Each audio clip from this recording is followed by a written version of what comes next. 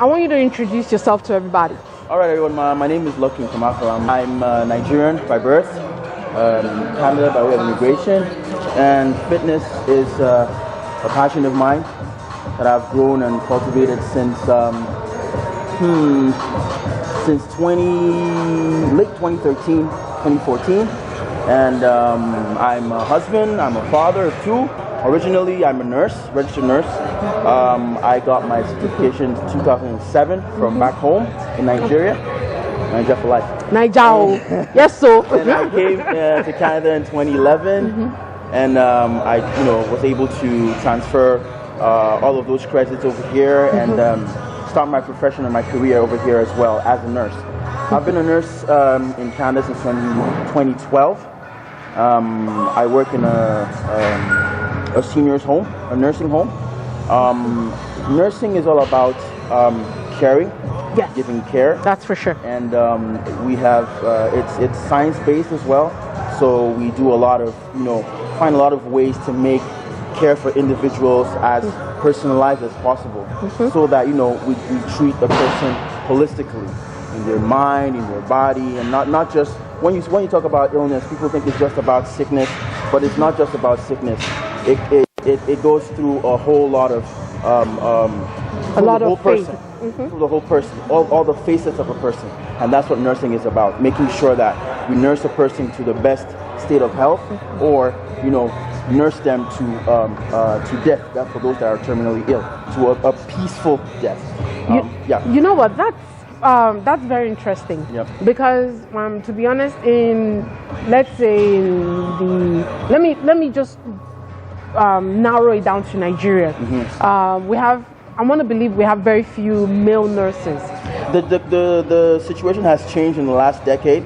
Okay. There are a lot of male nurses. Okay, let me not flood that, because I don't want to sound monogamous if I go into that right now. School of Nursing, Lagos University Teaching Hospital. Love you guys. You see, there you go. So you chose nursing. Yeah. Which is an awesome profession. I mean, awesome line of career. But along the line, what kind of captured your interest in bodybuilding exactly? Okay. First of all, I did not just fall into bodybuilding. We're just in a house party, friends, just chilling, relaxing. And I was walking past her and her friends, and they were talking, and they got to mention how skinny I was. They thought I wasn't listening. They thought I didn't hear them. But you know what? Yes. Because I did put up pictures of you, your transformation. It was on the poster. The way you looked. Yes, that was. I want you skinny. The way you look very lean. I was very skinny, pretty skinny. Yes. Prior to that time, I never at any point thought about how I looked. I was not the kind of person to watch and look myself in the mirror, or it didn't bother me. But after that day, I got bothered because I went to the mirror that night and I looked at myself. I'm like, these guys are right. I am pretty skinny. So let's try to do something about that. So it was that month, I believe, I got my very first gym membership in Canada. Okay. And I started going to the gym. And because I don't know how to do too many things at a time, but when I focus on one particular thing, I tend to give everything I got to and get it done. So my first 4 weeks was the first major transformation that I had. I was that first picture I was 135 pounds then, and in 3 weeks I was 150. In 3 weeks, 150 pounds. Now fat, pretty lean. So I was going to the gym consistently. How much do you weigh now? I'm over 200 pounds now. Wow.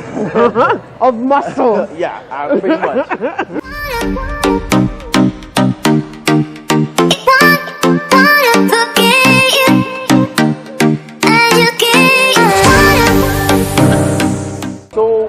focused that I was not even really looking for results. And while I was like focused on doing the job, I fell in love with it. Because after 3 weeks and I looked at myself in the mirror, I'm like, wow, there's so much change, there's so much difference. I found I was going up shirt sizes, up pant sizes, and like it was so exciting to me that I could actually change the way my body looked by doing certain things, lifting weights, eating right.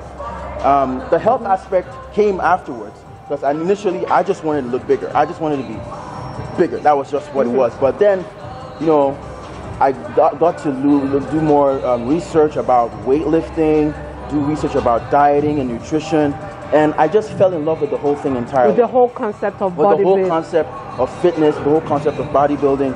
That the fact that what intrigues me the most was the fact that I can, by myself, change the way I look. That is definitely remarkable. That was the intriguing part of it, because it never occurred to me before that time that, you know, such things were interesting or possible. And it's a thing of a mind. Well, it is possible, but it is definitely has to do with your mind. Yes. As long as you, I mean, because when it comes to fitness, I'm not one to talk.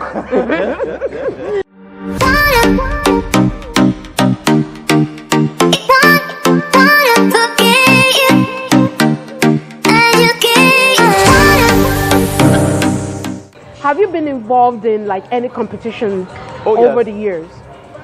In 2016, I went for my very first competition. It was Absolute Touch model search competition. I came second in my category, and that was it. I decided, okay, you know what, I'm going to do this for real. In 2016. How long has this journey been right now? My bodybuilding journey, when I took bodybuilding seriously, was in late 2016.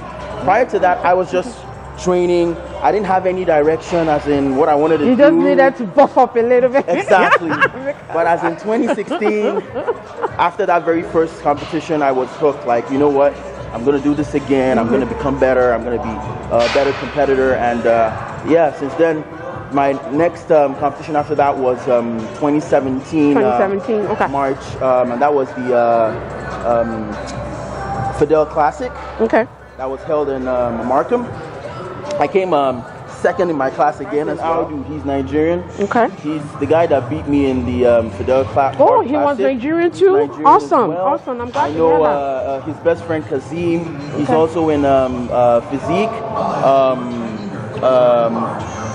Nigerians are everywhere. Nigerians are everywhere. In every profession, in every situation. They're also into bodybuilding as well. Africans, really Nigerians, West Africans, they're everywhere. Since the thing about bodybuilding is before bodybuilding, I'm a disciplined person. When I decide to do something, I do it regardless of what situation comes up. But bodybuilding kind of reinforced that discipline. Now, a lot of people say, oh, I'm not motivated to want to do something. I'm not motivated to want to go to the gym, yada, yada, yada. But if you're not disciplined, it tends to take, you will never achieve a goal. It's not about motivation. Motivation only lasts for a certain while. Bodybuilding has taught me to be disciplined. Discipline, that's a key word. I have a goal, that's a very and to achieve it, I need to do this. It doesn't matter if I wake up in the morning and I feel like sleeping. If I don't do this, I'm not going to achieve my goal, so I need to do it to achieve my goal. So I dust my tires and I do what I need to do. It's about doing what needs to be done per time because you have a goal in front of you that you want to achieve. So over the years, all that discipline, all that hard work, it adds up. So what you're saying now is motivation is one thing. Yeah, motivation is good. Don't get me wrong. No. I mean, that's for sure. That's where I was going to. So when we're all talking about, oh, I feel motivated, that motivation is more like you're taking a step. Yep, you're taking a step. You're taking a step. It feels good. You're pumped. You're psyched. You're in the right But it can easily tip. It can tip because you could be motivated today to do something, and then maybe you fall sick. You fall sick. You fall ill. But what happens then? You just like throw it all the way. Throw everything all the way. Then that means you will not achieve your goal. Being disciplined means regardless of the circumstance, regardless of the situations around you, you're doing a certain task to achieve a certain goal up ahead. So discipline is more important. Yes, you can be motivated, watch YouTube videos, see people doing it, see the greatest people doing it, and get yourself psyched up. That is good. That's a good starting point. But as you go along over the years, you need to be able to cultivate discipline, regardless of what is going on. I always tell my clients, doesn't matter what's happening around you. It doesn't matter how you feel. That discipline. That task needs to be completed, and that's what you're going to do. Okay, you know what? That's awesome, Lucky. I just want you to show us a little bit of your training routine. Okay, perfect. This is a cable machine.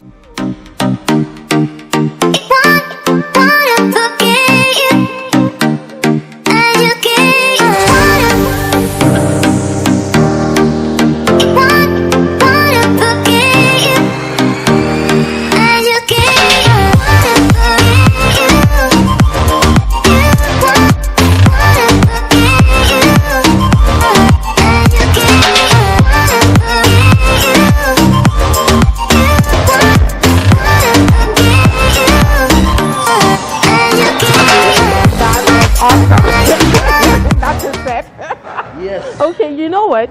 For the people that you have trained, if somebody, first and foremost, if somebody wants to get in touch with you, like to start this training, how do they reach out to you? Instagram handle is Canadian Pump Squad. It's right there. There you go. One word on Instagram. Shoot me a DM there. We can get you going.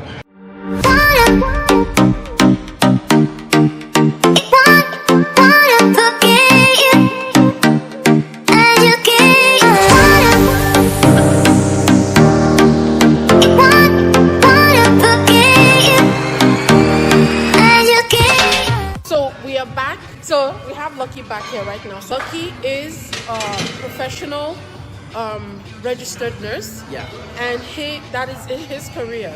But he has chosen a passion of which he has followed through. First of all, he started off as being fit in this journey, but he has taken it a step further into bodybuilding. And through this, he has, inspired a lot of young people in the community here. And aside from the young people, even the older ones, he gets people. People come to him for training, not particularly for bodybuilding, but at least to be able to keep fit. And part of what we had discussed earlier was keeping fit. Aside from having the motivation, as Lucky said, the key thing aside from motivation is discipline. Because discipline is going to get you going to get it done. Motivation is going to kickstart it. That's like the Kickstarter, right? Yep. But discipline is what will keep you in it and ensure that you get it done and fall through with it. Yep. So before the break in transmission, Lucky was trying to let us know that this particular journey, especially if you do decide that you want to go into bodybuilding, that you could do the training, but you also have coaches that help you in that line as well. Coaches tend to help you, coaches help you. Okay. You can have a coach when you're on your off season, when you're trying to build more mass, build more size. You can also have a coach when you're trying to lean out for a show. The purpose of the coach is to, for accountability purposes, to ensure that, everything is good. Because sometimes when you want to do things on your own, you tend to, look over some things, blow over some, but with a coach, you're accountable. So you get to do everything to the letter. Every advice or every step the coach has laid out for you in the plan, you follow to the letter so that, you have a desired or expected outcome. Yeah. So you did mention before that bodybuilding cannot go on forever, that there is always a diminishing return. Yeah, the law of diminishing returns will set in at some point. Because I remember somebody popular that we probably all know, who is Arnold Schwarzenegger, right? Obviously, father of bodybuilding. Shout out to him. Yes, hopefully this gets to you, Arnold. Hey. So he did. We noticed that after a particular while he stopped, and obviously he went into politics. He became the governor of California and things like that. So the tipping period you say probably is like around maybe late 50s or in your 60s. You know what? The truth of the matter is, definitely you will have the law of diminishing returns somewhere along the line. There are some people who are just genetically gifted and they're still bodybuilding at 49 and 50, and they're doing great.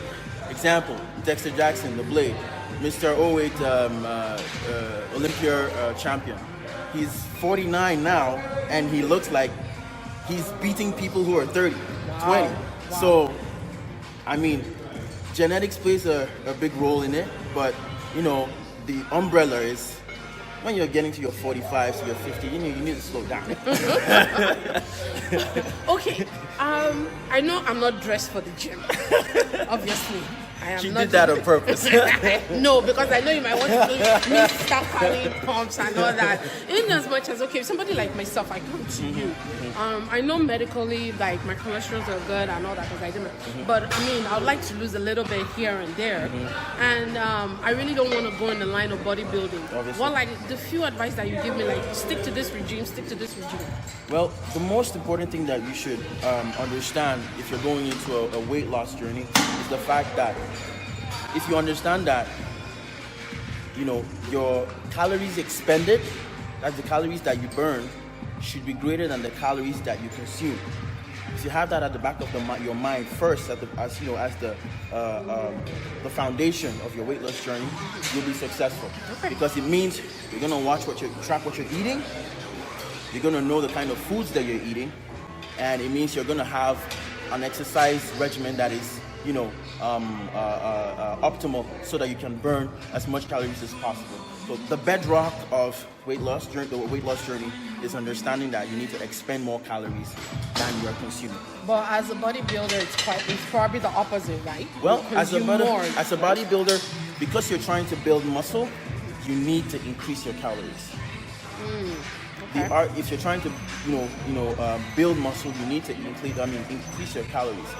Well, you can build muscle while you're on a caloric deficit, but it's not the same. It's not the same. It's very difficult and it's very tedious. Okay. But the rule of thumb is, if you want to build muscle, you need to consume more calories. Yeah. Perfect. Yeah.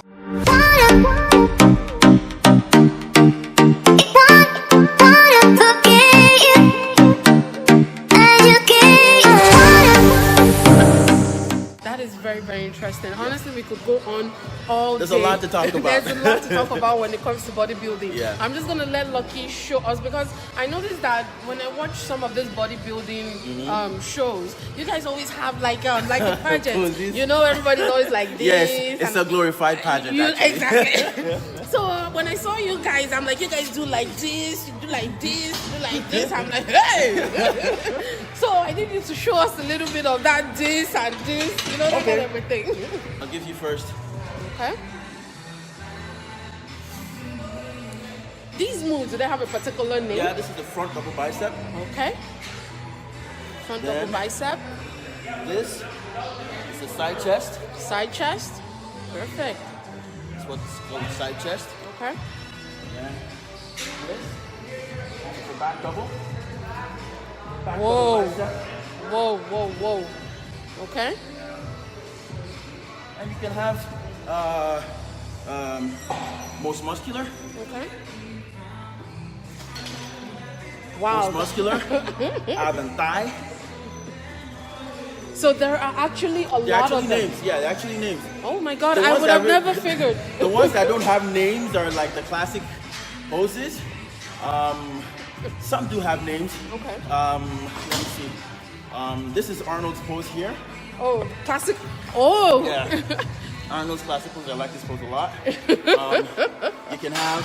Was that pose named after him, or It's his pose. is this pose? Okay, so that's the Arnold's It's pose. his pose. You can have another classic pose like. Is that like a Zeus It's kind of? some kind. It's that's Posing that's to the the thing. gods. These classic poses tend to mimic some kind of poses that were probably done by some ancient, I don't know, Zeus or something. But because they're aesthetic and they're pleasing to look at, especially if you have the body for it. That's why. You know what, my brother? Thank you so much. You're welcome. It's You're been welcome. a pleasure. It's been an pleasure. absolute pleasure Yes, being yes. here and being in the fitness center. The fitness center. Thank Where is you. Mike? Thank you so much to the owner of the fitness center for allowing us to come in here and shoot, because we do have people here that are privately doing their trainings, but he gave us the opportunity to come in here. And once again, I want to thank Lucky Thank you guys. Thank for you guys the so much opportunity for for having him me. to educate us today about not only the journey of fitness, but also if you want to venture into the journey of bodybuilding. trust me, a lot of people don't know that it takes a lot of discipline.